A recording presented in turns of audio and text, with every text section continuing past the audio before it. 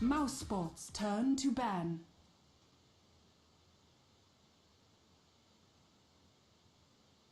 Greetings and salutations to the fans. Welcome into our third and final best of three of the day. Mouz Sports taking on Dignitas. Cannot wait to get this match underway. Both teams up against it, though, as they are in the lower bracket and facing elimination. Mouz enters play today, a team of extremes. When they win, they look as good as anyone. But when they lose, well, they tend to lose ugly. Unfortunately, the latter was the case in their round two matchup against the Lions, where they took two ugly losses and were bounced down to the lower bracket. Don't let that performance fool you, though. Mouz is legit and is one of the more consistently underrated teams going. Their record throughout April has been steady, if unspectacular, with 7 wins and 6 losses. But when you look at those wins, it becomes obvious that Mouz is a team that can win on any given day. So far this month, they've been able to take down Alliance, Na'Vi, VP, just to name a few. The ability for Mouz to win a given series has never really been the problem, though. It's finding the formula for day in, day out consistency that's plagued them so far. They're up against elimination today and up against one of the most highly feared teams in the Western Dota in Dignitas. They'll be looking to fall back on Black's immense talent at carry and Fada's emerging playmaking ability out of mid to get a win and extend their run here in G1. Dignitas, on the other hand, rolls into play the same, basically in the same state that they always do. A team on a roll and with a kill list as long as their arm in recent matches. Completely the opposite of Mouz, Dignitas can be summed up with one word: consistency. Even their roster shifts tend to feature the same group of players just rotating in and out. The record throughout April was an impressive 9-4, but unfortunately they stumbled in the second round of G1 against Na'Vi and now find themselves facing elimination in the lower bracket. They'll be the favorites in today's match, just as they're the favorites in almost every match they enter, with playmakers at every position. Not the least of which being Sneaking in his return to dominance in mid. They'll be looking to bring their characteristic aggressive style to bear early to knock Black out of his comfort zone. So the picks and the bans, by the way, are just burning through, and this is characteristic of both teams. If there are any two teams in Western Dota that do love to draft fast, it's Mouz and Dignitas. So I'll get into that in just a moment. Just want to remind everyone, by the way, that I am going to have a co-broadcaster. He'll be coming on probably in about 5 or 10 minutes. Has one more thing he had to handle, but he will be joining me as we get further into this match and for the rest of the best of three so far as I know. So looking forward to having Fly, a Fnatic fame, on very, very soon. For now, though, let's look at where we stand with the picks and the bans. Bad Rider and Wisp banned out by Mouz. No Keeper and Nyx, courtesy of Dignitas. Dignitas grabbing a Rubik, Darkseer, and Luna. Now, seeing the Rubik and Luna picked up this early, you have to be watching out for some kind of an offensive tri-lane. Not to say it's guaranteed, but those heroes really work well, especially if they're able to land another high-tier support. Shadow Demon still available. We'll see if Mouz is going to let that slide, and Shadow Demon would work extremely well against the Lifestealer pick of Mouz Sports just because of how well he counters the hero, both with Demonic Purge and the ability to disrupt any hero that happens to have open wounds used on him or her. Now, Mouz's draft is actually really strong now that you're talking 3 of the most popular heroes in the entire metagame right now, in the Lifestealer, the Lone Druid, and the Magnus. Love seeing a Lifestealer and a Lone Druid get on the same team. Both heroes are excellent in the mid and late game phase. Both can do really well in the laning phase so long as they have the right supporting cast and they're put into situations where their skill sets can thrive. But for the most part, they do need a little bit of pressure taken off of them with a secondary carry. It's really, really, really all in to ever draft the team composition where Lone Druid's your primary physical damage dealer and Lifestealer's your primary physical damage dealer. They need to be able to share that load, and getting them both in the same draft is actually really rare and a great pickup for Mouz Sports, especially when you consider the power of Magnus with Lone Druid in particular and what Empower can do for him and for the Bear. Lifestealer, not so much, just because Rage does now remove Empower. But the laning phase is where everything's going to begin and end here, especially for Mouz Sports. When you see a Lifestealer and a Lone Druid, you're almost always going to see an offensive tri-lane.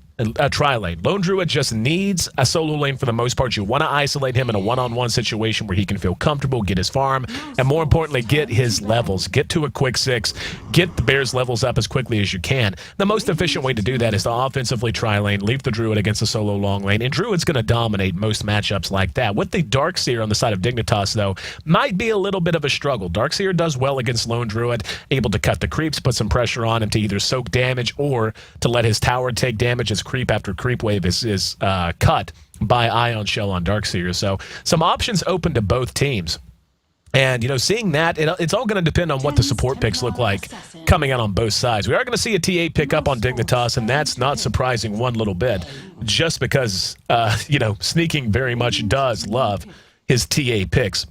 And Sneaking, an excellent TA player, and really TA is just the perfect hero for his style. Let's be honest with ourselves here. Sneaking loves to play ultra aggressive Dota. He loves to rush out phase blink, loves to get in your face and start to blow you up. And Dignitas, a team characterized by momentum. That really is their watchword. They like to get ahead early and just roll that to a 30-40 minute win. Not a team who, it's not that they can't do it, but if you ask the players or you watch the way they play, they tend to put a lot more focus and priority on that 15 to 25 minute window when the laning phase is beginning to break down and you're beginning to see heroes like TA reach their peak. Picking up the chin jives right along with that. They have a team that can go late, but without a doubt, the late game advantage with that final chin pick going to be in Mouz's favor with the carry potential of a Druid and a Lifestealer. Now, Mouz did grab themselves a Bane, which again, I think is going to work beautifully with any kind of an offensive tri-lane. A Lina pick I think would be really, really good. A Lion pick could also work. Any kind of support that's going to have a follow-up stun to Nightmare to lead things off. Lifestealer can then, of course, follow up with open wounds, and it just becomes so difficult to deal with that. The tri-lane potential of Dignitas is going to be a little reduced because Chin will be in the jungle. So Rubik and Luna probably going to be left to their own devices. Unless they're just anticipating Mouz running the offlane Druid, I would actually be stunned if Mouz decided not to offensively tri-lane given the lineup they have. They need to put pressure on Luna. They need to try and knock Dignitas out of their rhythm. And the times that you see Dignitas lose, it's usually because that happens. Yep, there's that Luna pick. No surprise to see that at all. And I think that's going to work just fine for them. Bane being able to Nightmare, then Lina follow up with the Light Strike Array and the open wounds after, and then Bane, of course, with the long-range mass pure damage burst that is Brain Sap once he's in good position. So, relatively quick draft once again. Really excited for this match. I love to see Dignitas play and have gotten a chance to cast them a lot through all of their various iterations of late. Of course, they came in second in the D2L playoffs, coming up just short against Team Liquid, who battled back from the lower bracket to take the win in a full 5-game set. But for now, yep, Dignitas going to be looking to trial. Yeah, this is pretty predictable. And yeah, the bear up top. So yeah, the lane's exactly what I said they would be, or what I anticipated they would be. An offensive tri lane almost certainly going to be coming out of Mouz. And really, that bottom lane is going to be the big lane. Because to be perfectly frank with you, Mouz should have every chance in the world to apply an immense amount of pressure to this bottom lane for at least a few levels. With Chen in the jungle, and especially if they decide to get some wards down. And we'll see how they ward this out. If they can ward, and it doesn't look like they're going to be doing any kind of major invasion to get into the jungle, which is going to give Chen a little bit more room to breathe than he might have otherwise. But it's going to be on Mouz to execute, because the team fight potential of Dignitas is going to peak right around 20 minutes. And if they, when you're talking about TA versus a Mag, no matter how good the Mag plays, TA wins that matchup. She just does. So they have to make sure that they get something done elsewhere, because TA is going to be a force to be reckoned with unless you give a lot of attention to trying to gank her out. Now, this is a little surprising. Pos is actually near top right now. Quelling Blade dropped. And, yeah, I want to see how long Pos spins up here. With Black farming the Druid, Black should have absolutely no problem whatsoever being able to handle this lane against a solo Darkseer. Universe going to be handling our Grape Crusader. And yeah, we can see Way 2 in the jungle. But we're going to go ahead and run through our lineups.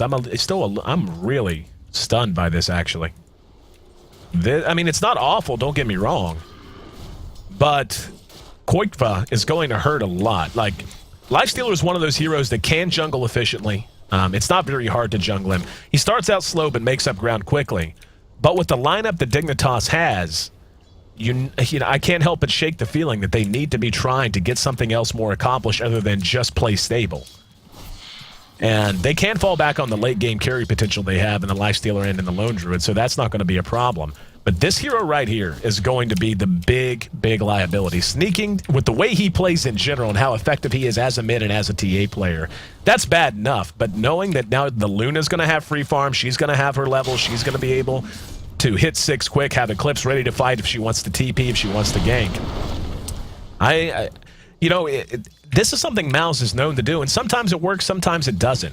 Sometimes they're able to just fall back on the fact that Black is by far one of the best carries in Western Dota. He will get his CS, he will be in the right place at the right time, and he tends to do a phenomenal job of not allowing himself to be picked off. But this early game, for Mouz is going to be very important. They playing this way and playing this passively. When sneaking begins to move, when Universe begins to move, when we start to see the ganks come out, they are not going to have a lot of room for error. Their supports cannot afford to fall behind. So how about we run through our lineup, see who's handling who. Way Too Sexy going to be playing on our Chen. Rubik going to be handled by Fog. Darkseer played by Universe. Luna will be played by Owie 2000. And TA, as mentioned, handled by Sneaking in Mid. Black going to be farming up the Lone Druid on the other side of the river. We're going to have Qualifier jungling our Darkseer. Magnus going to be taken mid by Feta. Such a great player, and I talked about this the last time I broadcasted Mouz. I feel like Feta is possibly a candidate for one of my... If I were to be asked, who do you think the most improved player so far in 2013 is? Feta would be on that list. I think the guy has just improved so much. He's become a much better playmaker out of the mid position, and he really... is adding a lot to the Mouz lineup since, of course, their initial shakeup when Sing Sing departed. Back to the lineups. Alex going to be handling our Lena, and Bane played by Paz. So, not a whole lot we're going to be able to talk about, as it doesn't look like we're going to have a whole lot going on, at least for the moment. We can look at the last hits, 19 and 19 apiece for Druid and Luna, so they're right on par.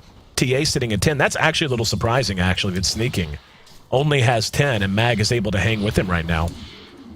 But TA is one of those heroes that tends to be, it's not super hard to deal with her early, but the closer she gets to 6, and once she hits 6, it becomes a pain in the butt. It just becomes unbelievably difficult, and she will run you out of lane. For now, he's hanging in. He's got an invis room bottled up. No bottle in the inventory of Sneaking as of yet. And don't think, is he bottle crowing? Yeah, it looks like it's on the way back now. But Feta, under cover of an invis, might try to make something happen here. Yep, is just going to go ahead and fall back. He's got help, and Alex and Paz hanging out just to the north of the river crossing. They've got a good ward down as well. And so far, Sneaking just moving into the jungle. We're going to see Black continue to farm and Luna continue to farm. They're right on each other's heels. 29 for Owie, 27 for Black. And now Alex making his way over. Looks like they maybe want to try to take a tower. Yeah, we can already see Feta now beginning to have a much more difficult time dealing with the damage bleed from Psyblades. And, yeah, here we go. Bane and Lena going to reveal themselves. Lena will be looking to cut the creeps here.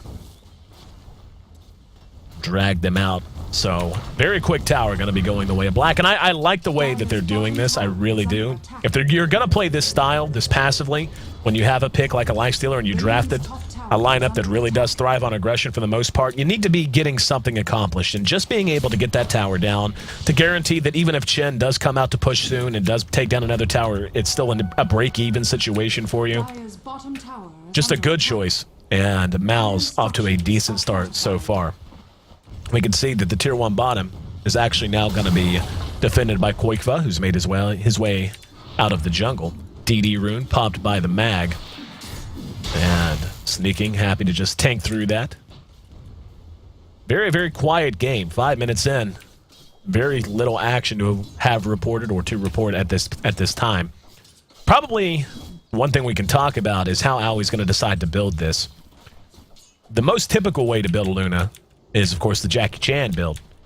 Jackie Chan build, pretty simple. He can skip Tranquils. He's not going to need those with yet. He's picked up his Shreds.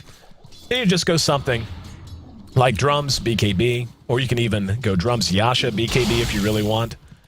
But something Owie's been known to do, and especially when he's running a lineup with a hero like a Chen on it that wants to get a lot of work done in the mid game, is just to get up a Shadow Blade. It is not the most stable pick up on a Luna. It does have its weaknesses, not quite as good as on a Gyro. But Owie is not afraid to pull the trigger on stuff like that. And now we can see Alex and Qualifier trying to keep this tower. I'm not going to work with Chen pushing through. And they might try to push through to Tier 2 just to try and force a reaction out of Mouz. Really good rune control out of Feta, by the way. And Sneaking, to his credit, hasn't exactly been contesting them that much. But, you know, getting the runes, very important for a Mag in mid, especially in a tough matchup like a TA. But Dignitas now smoked up. A little bit of musical chairs there with the creeps, trying to get everything in the right order. Universe continuing to just try to find his farm in the jungle. And doing okay. I mean, he's not in the best of shape, but he is almost level 6. He's got a bottle of his own, actually. And now it looks like he wants to hook up with the rest of his team and possibly look to get a gank on the Mag. Mag is level 6, almost level 7, has a haste room bottled, and has reverse polarity, so he's got a lot of ways to get out of trouble. And it looks like he sniffed something being wrong. We'll see how deep into the jungle he wants to go now. Just heard the surge go off, and they shouldn't be spotted as of right now. We can see he's playing very, very cautious. Darkseer is going to go ahead and rotate over to try to make sure the black doesn't push through to tier 2. Now, this is dangerous for a team. Not to say Dignitas is doing wrong here, but when you have a Chen and he's not jungling, you don't want him standing around doing nothing. Yeah, he's going to go right back into the jungle. You want him to always be, you know, early game is so important for Chen. The speed you can get up your mech, the speed you can get up other items the team might need. Your speed to 6, to say nothing of the mech. And now RP going to be spent on sneaking. He's got help. Qualifier and Alex both there. There's the open wounds. Light Striker Ray connects as well. And now sneaking. Going to be helped out as Chen arrives. Going to go ahead and send sneaking home. Mag going to be telekinesis brought back. Can they follow it up? No! Light Striker Ray keeps the 2 creeps locked up. In fact, they get the kill on the Centaur. So finally, a little bit of action breaking out here in this middle lane. But still no first blood on the board. 8 minutes in and no first blood. What is this? March 2012? Taking a look at Black and his farm and where he stands. Doing good. He's going to be going with the armlet first on the bear after phase. No surprise there. Really, really happy to see that have become the new build. I hated Radiance on Lone Druid. I seriously bitched about that item. Like, rushing a Radiance on Lone Druid just always seemed like such a waste, and now almost no one does it. I was ahead of the curve on that one, and damn it, I'm going to take credit because everyone said I was stupid. But Armlet Maelstrom is just such a more stable way to build the Druid. Oh, hang on. Little dive taking place. There's a telekinesis. Mag might be in trouble. He's going to go ahead and skewer. Gets sneaking, pulled all the way back. Here comes Qualifier. Light Striker Ray on the mark. Good shot by Alex. And now Qualifier is going to be vacuumed back. Both of them. Very low health, but able to stay alive.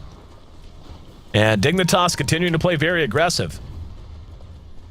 And we'll see how they want to try to handle this. This is a little chancy for them to just hang out at night around this tier 1, but they feel good. I mean, Black's not going to be coming to fights anytime soon. He shouldn't need to. But if that's the approach they're going to take, they got to know they're going to lose towers, and this is exactly what Dignitas needs to do. And they may try to force a reaction on a Black. Black's not going to outpush a whole team with the chin on it. Now Poss going to be caught with the side trap. Sneaking doesn't have Blink Dagger, but with telekinesis, who needs it? Poss blown up immediately. And first blood finally put on the board. 9.5 minutes it took us.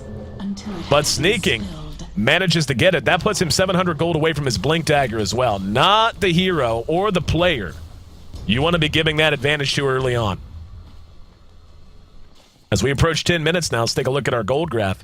3,000 in favor of Dignitas. 2,000 their advantage in terms of experience. And this is okay. I mean, if you're Mouz, you know when you drafted the Druid and you made the decision to just not bother with coming to fight for a while, this was going to have the potential to happen. So this, you know, what's happening now is, of course, important. But what's much more important is going to be how they handle things between 15 and 25 minutes. That's really what Sneaking's punching power is going to be there. He actually opted to go drums, which is something Sneaking loves to do. I've seen him do it a bunch. Holding off on the Blink Dagger. And he's, you know, when you look at the team he has with him, there's no reason not to. He's going to have telekinesis from Rubik to help him out. He's going to have Surge from the Darkseer to help him out. And Luna, much like the Druid, has not come to farm. He did decide to go ahead and get up his drums after treads. So we'll see what the next item choice is going to be. If he's going to just flat out get a BKB. Or even a Yasha, if he wants to. And that's really probably the more safe hybrid build you can deal with. You know, instead of getting all cute, like, well, I'm going to go Yasha, then BKB, and you know, instead of doing that, just say, you know what, I'll build a Manta. You know, I'm not gonna take the chance on a Shadow Blade that might not pay for itself, that might not be worth it in the long run. I'm not gonna spend that kind of gold. I'm just gonna go ahead, tank myself up, get some extra damage, get some survivability with a flat-out Manta style, then I'll get a BKB. And that's something we might see how we do. We'll keep an eye on his inventory. Black should have his armlet done very soon. And yeah, he's got the gold for it now. It's probably... Nope, not on the way to him. Yep, here it comes, I bet. Yep, there you go. So now with that armlet up, they're going to be able to commit to pushing themselves if they want, or at the very least, look to react with the Druid. There's a gank squad moving to that top lane now from Dignitas. Fogged, and company moving that way. Howie continues to remain unmolested here in bottom. And Black gets his armlet. Dat Bear with the glowing feet. What were those shoes? The ones that used to have the lights in them? LA Lights? Yeah, that's what it is. That's what I'm going to start calling armlet on Bear. Check it out, dude. He is so rocking the LA Lights. So rocking the LA Lights. So Black and his Bear with his new kicks from 1992. Now there's a skewer and an RP spin. Gonna catch two. But the stomp there from the Centaur Khan gets the kill. Way too now on the back end. May end up being engaged upon. He ate the open wounds. Oh, wow. Meld doing so much damage to Qualifier. He's going to try to rage away from this. Good nightmare from Bane. Locks way too, sneaking down. Now, here comes Poss again. Poss brain stabbing his way up. What a good shot by Alex. Alex has been money in the bank with those light striker rays. Unfortunately, just too much damage and too much pursuit potential out of Dignitas as they're able to chase him back to the tier 3. And this is sneaking Dota. This is how he loves to play, and Dignitas is more than happy to build a team and execute a lineup that lets him play that way. Mag now has the Lifestealer inside of him. He's miles away from a Blink Dagger, though. And sneaking, maybe looking at another target. Universe is there. There's the side trap to slow him down. Drum's going to be popped. Black taking a lot of damage. Vacuum back. That's a kill they could not give up. That's one of the big weaknesses and liabilities of a lineup like this. You run a lineup that is almost 100% contingent on free farm for a carry because he doesn't come to fights. You can't just be losing him. You can't have him die. You know, it sucks to lose a lone druid or a main... And by the way, no trees. No trees. No trees. But, looks so different, doesn't it? Doesn't that look so much more wide open right now? Like, it just looks like a totally different part of the map. But, yeah, I mean, whenever you want to run a lone druid like that, and really it's about the only effective way to run a lone druid. I mean, you can start to fight with him and push with him instead of just saying, okay, you're going to free farm till 20 at least.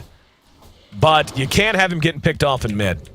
You know, that always sucks, but when you have a lineup like this that's predicated on that, where he was given tri-lane farm and no pressure was put on the enemy carry, it is absolutely much worse to lose him then.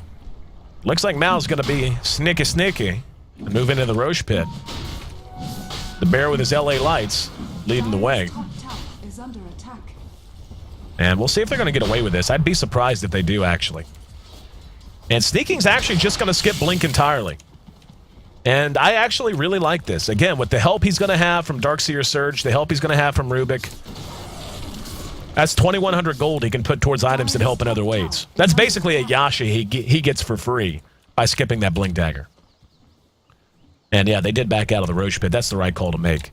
With Dignitas rattling their saber there right at the river crossing. Not the safest thing to do. We're going to see another smoke up. And Dignitas is playing some very aggressive Dota. But, you know, since sneaking came back, they've just played this way. And if there's any weakness to it, it's that Dignitas has shown a propensity to get themselves in a hole by playing aggressive and not executing. This game, though, they're executing quite well to the tune of 5-1. And here we go. Bane's going to be there. Black's going to be the target. Telekinesis on Poss. Poss is in trouble. Dropped right back down and blown up immediately. The Bear looking to get away, and now Mag's there. They think better of it. Lena just to the north. And Dignitas, Fogged actually managed to get Shockwave. And the Bear pursuing them back out now. Let's see how they want to play this out. Side trap going to catch everyone. Let's see if they... Oh, good net. Going to catch Fado. Is forced to use the skewer. Now Black's left alone. Telekinesis, Shockwave, Meld, and everything else. Every ability in the book used to bring him down and bring him down quickly. Alex going to drop as well. It's a double kill for sneaking. RP, caught Fogged, and no one else. Eek. Did he just get that? Did he just get RP? He did. Not only did he spend RP to get one hero, and not only did he manage to get Fogged, but he didn't manage to cast another spell, and Fogged got RP out of that. Dignitas hitting hard and hitting fast. And right now, Mouz is looking to be in trouble. They're almost 10,000. Yeah, they're 7,500 gold behind, almost 10,000 experience behind. And we're not even to 20. The way they're executing this lineup is just so smart. They have every core item they need. Luna manages to take down a tower by her lonesome. She's got herself a Yasha now. And most likely on our way to just a pure Manta build. And now Telekine's going to catch Bane again. Didn't bring him back far enough. Poss does need a Lucent Beam for his trouble, though. Lifestealer is broke as a joke. 16 minutes, he's got Drum's phase. And again, this is what bothered me as soon as I saw how they were going to lane this. You have zero room for error. And I do mean zero room for error. If you're going to draft a Lifestealer, a Bane, and a Lina, which is an offensive tri-lane made in heaven, if you're going to draft that and then not offensively tri-lane it, your carries had better get Giant. And the problem with that is they ended up jungling the Lifestealer, which he does okay in that role, but he is not built. I mean, it is not optimal for him at all, not remotely. So he's been playing from behind.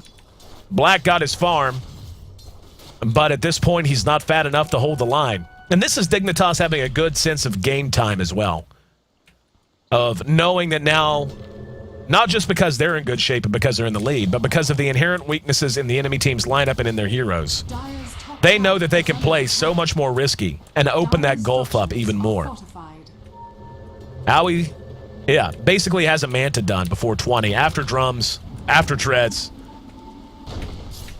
and we'll be able to make it away safely. There's going to come a point real soon when Dignitas is going to feel good to just 5-man Dota. It may be now. 9-1. Mouz on the bad end of the beaten stick, and now Sneaking finds Poss again. Poor Poss, man. He is deadzo. That haste rune just the right time. Oh, RP used by Rubik. He still had it from stealing it in bottom lane, and that's 4 gone in the blink of an eye. In the flash of a Rubik staff, Mouz loses 4, soon to be 5, make it a tower as well. And they may honestly call GG. Yeah, there it is. What are you gonna do? What are you gonna do? Oh, Mouz. I loved Mouz's draft. I really did. It was very robust. It was robust, Dota. But the way they laned it left them so little room for any kind of error.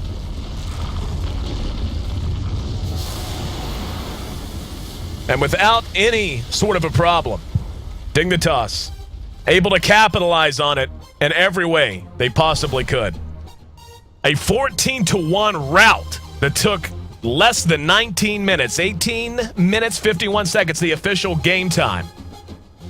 Put it in the books. This one happened so quick, didn't even get my co-caster on. Don't worry, though. Fly will be joining me for game 2. Mouz gonna have to turn that bagel into a breadstick in a hurry. Dignitas, though, 1 game away from sealing the sweep and advancing through the lower bracket here at the G-1 Champions League Western Qualifier. Stick with us, guys. We'll be right back.